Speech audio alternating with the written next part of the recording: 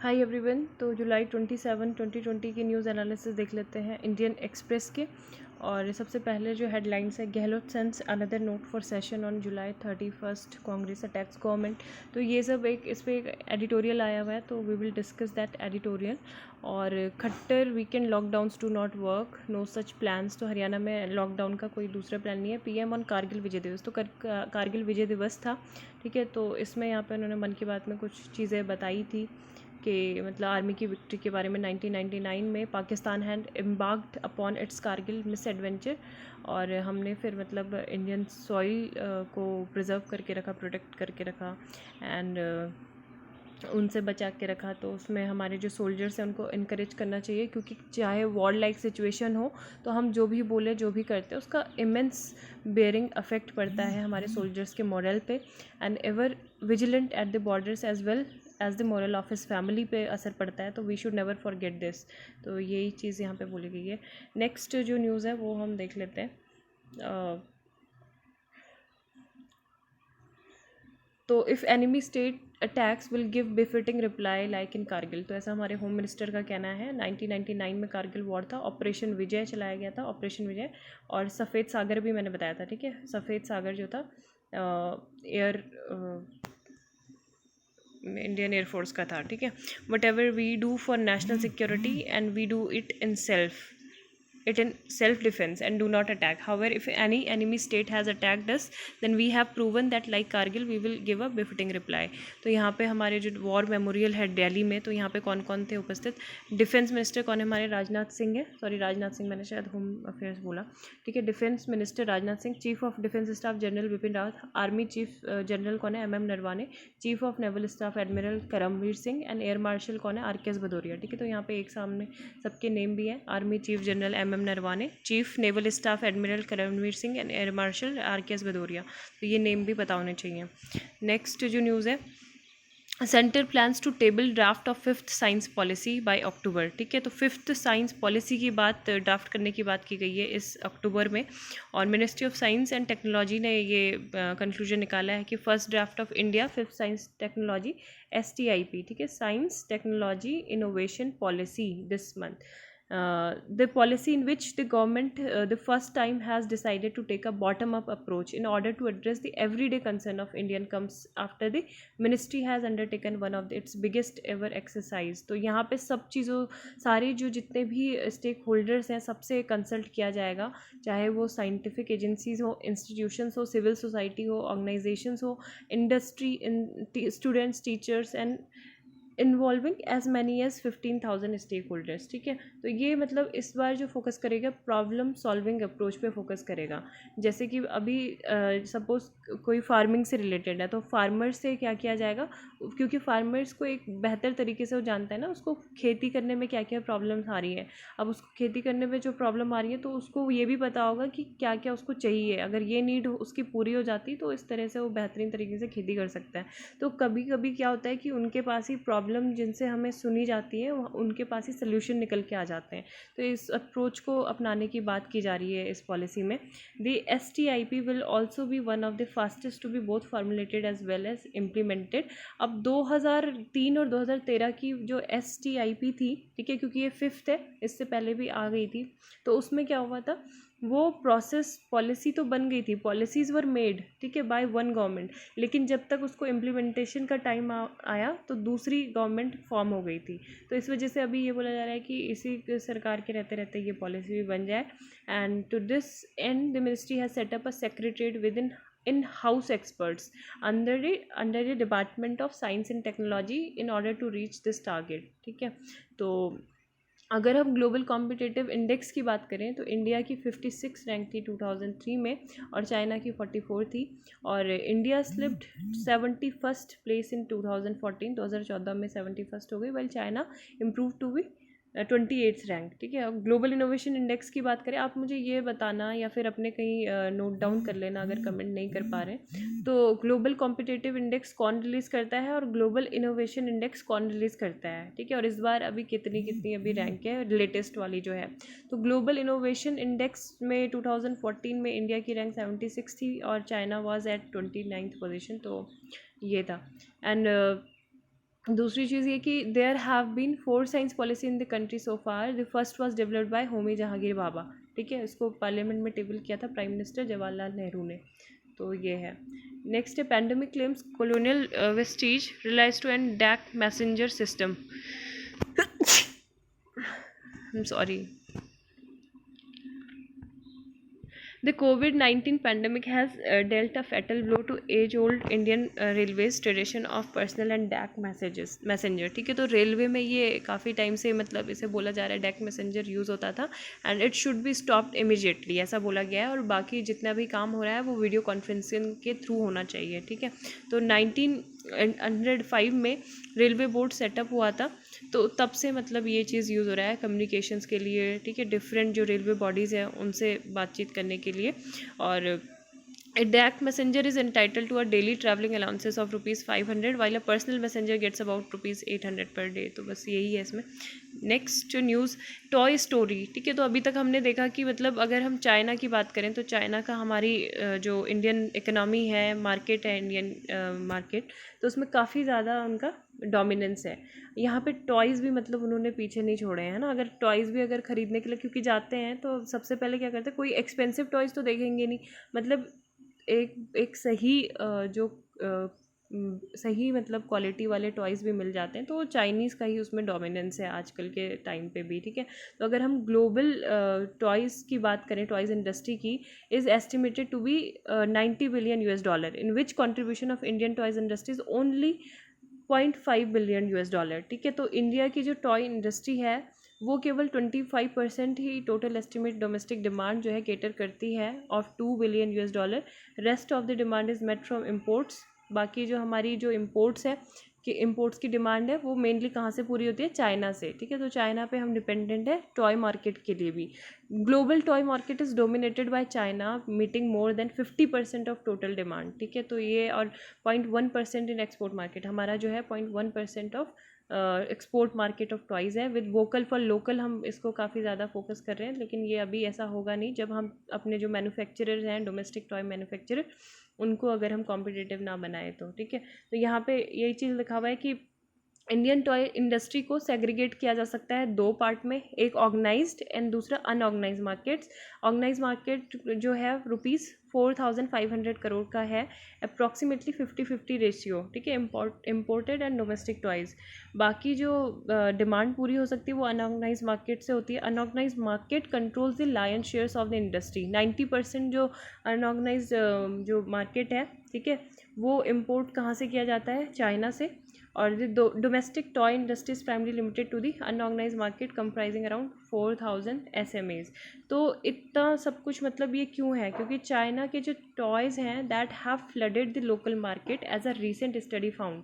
अभी वो मतलब इतने ज़्यादा हैं, और अभी रिसेंट की जो स्टडी थी उसमें ये भी बोला गया कि ये काफ़ी ज़्यादा इनकी जो प्रेजेंस है इसमें क्या है, hazardous heavy metals हैं and other lethal materials हैं used in their manufacturing। the study conducted by QCI quality council of India, ठीक है। कुछ भी अगर हमें मतलब इंडस्ट्री में पूरे मार्केट में कोई चीज़ प्रोडक्ट लॉन्च करना है तो उसके लिए QCI जो है वो एक स्टैंडर्ड उन्होंने मेंटेन किया है। तो इन्होंने फाउंड किया the majority of China made toys have failed Indian safety standards and are harmful to kids, ठीक है। तो इंडियन सेफ्टी स्टैंडर्ड्स पे ये नहीं खरी उतरे थे, और जो चिल्ड्रंस की जो हेल्थ है उसके लिए ये भी हार्मफुल है, ठीक है। जो दूसरी बात है, Indian toy industry has all the capabilities, सारी कैपेबिलिटीज़ है हमारे पास, स्किल्स है, कॉस्ट ऑफ लेबर है जो सबसे ज़्यादा मैटर करती है, वो सब चीज़ है हमारे पास। लेकिन हमारे पास जो हम है हैविली डिपेंडेंट है मोल्ड्स, मैकेनिकल और electronic components, parts, automation tools के लिए, किस पर, चाइना के लिए, ठीक है। तो यही एक प्रॉब्लम है जिसको मतलब टैकल किया जाना चाहिए। यहाँ पे जो है बच्चों की लर्निंग से रिलेटेड है, how Covid has hit learning. तो काफ़ी ज़्यादा मतलब स्कूल्स वगैरह बंद होने के बाद अभी रीओपनिंग के कोई ऐसे चांसेस नहीं है कि रीओपनिंग किस तरह से होगी। बच्चों की पढ़ाई बिल्कुल स्टैगनेंट वे में चली गई है, मतलब नहीं हो पा रही है। तो यहाँ पे जो ASR है, annual status of education report in 2005 to 2018, ठीक है। तो इसमें जो डाटा जितना भी प्रोवाइड किया गया था तो उसमें यही चीज़ बताया गया था कि children's basic learning levels for almost all rural districts of India. This data shows that while overall school enrollments level have been well above 95% nationally for more than a decade, लेकिन जो काफ़ी सारे जैसे गर्ल्स के हैं age group जो 15 से 16 साल की हैं वो अभी भी आउट ऑफ स्कूल हैं, है ना, और वो और ज़्यादा डिक्लाइन हो रहा है 22.6% टू 13.5% 2006 से और 8 के बीच में।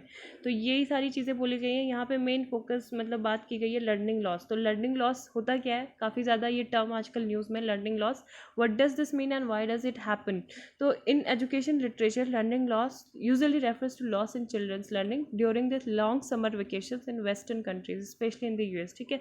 तो जैसे लॉन्ग समर वेकेशंस होती हैं तो बच्चे मतलब अपनी और घर पे रह जाते हैं। कुछ बच्चे तो मतलब अलग अलग एक्टिविटीज़ में उनके पेरेंट्स उनको पार्टिसिपेट करवाते हैं, बट कुछ क्या है उनके मतलब जो वेकेशंस होती हैं ऐसे ही चली जाती है, तो उसमें कुछ सीख नहीं पाता है बच्चा। तो यही चीज़ जैसे लर्निंग लॉस बोलते हैं, ठीक है। तो अभी ये बोला जा रहा है उत्तर प्रदेश क्योंकि काफ़ी बड़ा स्टेट है तो यहाँ का ये एग्जाम्पल लिया जा रहा है। UP government partnership with Pratham conducted a foundational learning improvement intervention called graded learning program, ठीक है। तो graded learning program यहाँ स्टार्ट हुए थे और इससे मतलब काफ़ी कुछ एस्टिमेट दिए गए थे। और इसके अलावा मतलब यहाँ पे अगर जो बात की गई है वो लर्निंग गेन की बात की गई है कि हमें पॉसिबिलिटी जो promising possibility of learning gain must be consider as plans are made for the way forward, है ना। तो कोविड-19 क्राइसिस के बाद जो पोस्ट कोविड वर्ल्ड होगा उसमें हमें लर्निंग गेन पे ध्यान देना चाहिए। और children's who have fallen behind the catch up is the single most important for effectively addressing concern. तो उनकी हेल्प करनी होगी उन बच्चों की। और इसके लिए अभी क्या है, the announcement of national foundational literacy and numeracy mission, ठीक है। तो ये बच्चों को प्रोवाइड करेगा it is a right moment for the country to take building foundation seriously once schools open. यहाँ पे अफगानिस्तान के बारे में है। अफगानिस्तान के जो सिख्स एंड हिंदू हैं, how many remain why they want to leave, ठीक है। तो ये आर्टिकल पूरा आप पढ़ सकते हैं। यहाँ पे मतलब रिसेंटली हुआ क्या था, मार्च 25 को गुरुद्वारा है, गुरुद्वारा हर राय साहिब, ठीक है। तो यहाँ पे IAS के जो गनमैन थे उन्होंने 25 सिखों की हत्या कर दी थी, ठीक है। तो उसके बाद से इमीडिएट एविक्यूशन की मांग की जा रही थी इंडियन गवर्नमेंट से कि मतलब यहाँ हमें नहीं रहना है, दिल्ली हमें बुला लो, इंडिया में बुला लो, है ना। तो यही सब चीज़ें इसमें बोली गई हैं।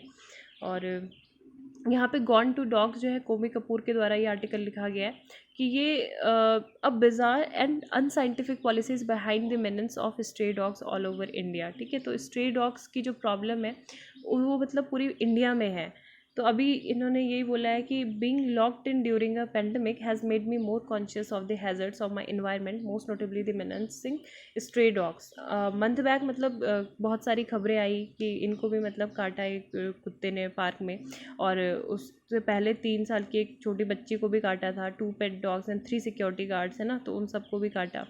तो व्हाट्सएप ग्रुप पे there are several horror stories of elderly person and children being bitten by stray dogs, apparently unusually frisky because their usual biscuit feeders were absent during the lockdown। क्योंकि उनको जनरली लॉकडाउन के दौरान क्या हुआ, जो उसको biscuit वगैरह feed करने वाले लोग थे वो नहीं थे अवेलेबल, तो वो बिल्कुल वायलेंट हो गए, भूखे हैं, तो जिस किसी को भी बाइट कर दे रहे हैं, ठीक है। But in the eyes of the animal welfare board of India AWBI the victims are really the dogs, ठीक है। तो इनके लिए तभी भी क्या है, विक्टम्स डॉग ही हैं, क्योंकि इनका जो सर्कुलर है that actually comments that a person getting in the way of dogs can be perceived as an example of provocation, है ना।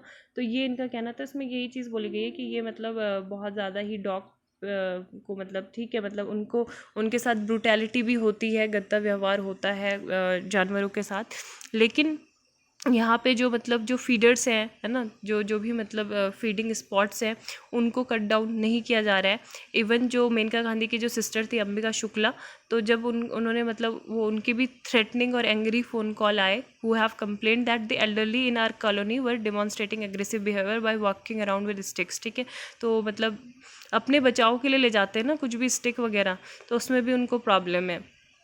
तो यही चीज़ बोला गया है दी AWBI, ठीक है। AWBI के बारे में भी मैं बता देती हूँ। AWBI क्या है, animal welfare board of India है, 1962 में, ठीक है। 1962 में इसका गठन हुआ था, 1962 में इसका गठन हुआ था under section 6 of the prevention of cruelty to animal welfare act, ठीक है।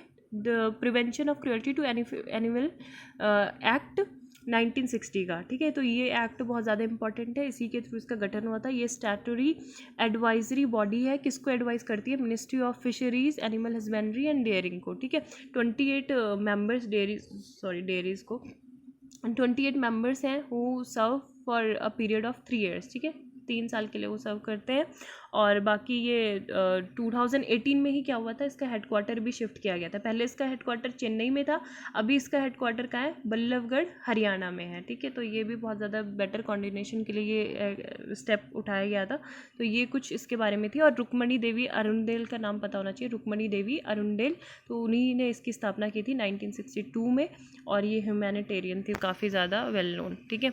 तो ये है। अब इनका ये कहना है कि despite all it's Lofty claims has not compiled data on the dog population and vaccination in the last 2 decades. 2 internal reviews by the Environment Ministry have acknowledged the failure of the animal birth control dogs rules and pointed out misappropriation of funds by some animal welfare organization patronized by AWBI, है ना, कि मतलब fund की भी जो allocation हो रही है तो उसको भी AWBI पैट्रोनाइज कर रहा है। Expert estimate that barely 10% of India's dog have been sterilized and immunized of a possible 60 billion में से केवल 10% ही इंडियन डॉग्स ऐसे हैं जिनको इम्यूनाइज्ड किया गया है, स्टरलाइज्ड किया गया है।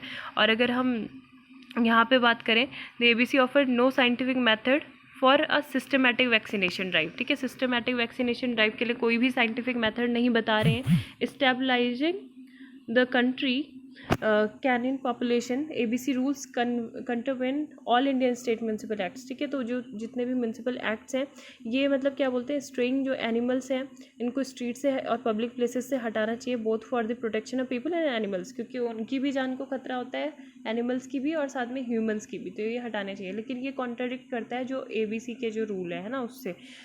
तो इसमें यही चीज़ बोली गई कि अराउंड 33% फॉलोड बाय कॉन्गो। अगर रेबीज़ के केसेस की हम बात करें तो सबसे ज़्यादा इंडिया में है, highest number of rabies cases है, ठीक है। 33% केसेस हैं कॉन्गो के बाद, सबसे ज़्यादा कॉन्गो में है, फिर इंडिया में है। और WHO ने भी एक एस्टिमेट किया था कि there are 20,000 annual rabies deaths in India, but unlike COVID-19 mortalities there is little concern over these recurring deaths, mostly of children. According to government records, there were 6 million dog bites in 2017, ठीक है, 6 million dog bites in 2017. AWBI alone cannot be blamed. Judicial overreach and judicial procrastination are also at fault, ठीक है। तो judicial procrastination की यहाँ पे बात की गई है क्योंकि गवर्नमेंट जो है मतलब और जो कोर्ट है वो ठीक से मतलब जजमेंट नहीं दे रहे हैं और एक लॉ मतलब वो नहीं बना रहे हैं, है ना। इन 2000 Karnataka high court decreed that the authorities did in fact have a right to remove stray dogs or practice euthanasia in cases where human lives needed protection, but after 8 years the Supreme Court is no hurry to pass an order which could greatly benefit our unprotected street children. तो यही चीज़ इसमें बोला गया है। Next जो यहाँ पे है हाउस वर्सेस कोर्ट, तो इसमें द कोर्ट 13 क्वेश्चन। तो अभी जो पॉलिटिकल, लीगल और कॉन्स्टिट्यूशनल इशू चल रहा है राजस्थान में, तो ये मतलब काफ़ी कभी मतलब जो हाई कोर्ट है वो बोलता है कि डिस्क्वालिफिकेशन नहीं होना चाहिए, स्पीकर बोलता है डिस्क्वालिफिकेशन होना चाहिए, सुप्रीम कोर्ट अलग जजमेंट देता है। तो यहाँ पे एक फेमस केस है होतो होल्हन केस 1992 का, ठीक है। एंटी डिफेक्शन से रिलेटेड ही वो केस है। तो इसमें क्या था कि मतलब जब भी जुडिशरी मतलब अगर इंटरफेरेंस करेगी तो वो हमेशा स्पीकर के डिसीजन के बाद ही करेगी, ठीक है। यानी कि स्पीकर को क्या है, स्पीकर का जो निर्णय होगा वो फाइनल नहीं होगा, उसमें क्या होगा, जुडिशियल रिव्यू होगा, ठीक है। एक तरह से ये हो गया, लेकिन जो स्पीकर है जब वो अपना डिसीजन दे देगा उसके बाद ही ये चीज़ होगी, ठीक है। I hope you are getting my point कि जब भी जुडिशरी इंटरफेरेंस करेगी तो हमेशा स्पीकर के डिसीजन के बाद ही करेगी, जुडिशियल रिव्यू होगा, हाँ, ठीक है। और इसके लिए मतलब एक क्या हुआ था कि सुप्रीम कोर्ट जो जजमेंट था उसमें अभी रिसेंटली उन्होंने बोला कि जो कैबिनेट है अगर वो कोई भी चीज़ मतलब रिकमेंड करती है तो गवर्नर को क्या होगा, एक फ्लोर टेस्ट करवाने के लिए वो हाउस मीटिंग के लिए कंडक्ट उसको करवानी ही पड़ेगी, ठीक है।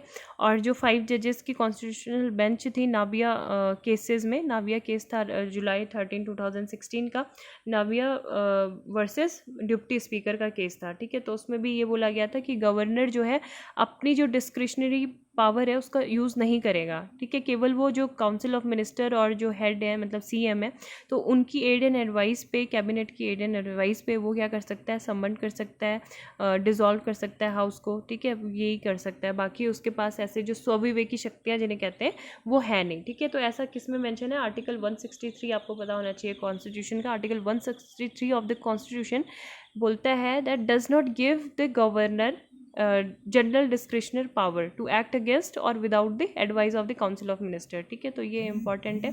और इसमें बस यही चीज़ बोला जाता है कि जो मतलब कुछ जो स्पेसिफाइड एरियाज़ में जो पावर होल्ड करने की जो प्रॉब्लम है वही उनके पास है।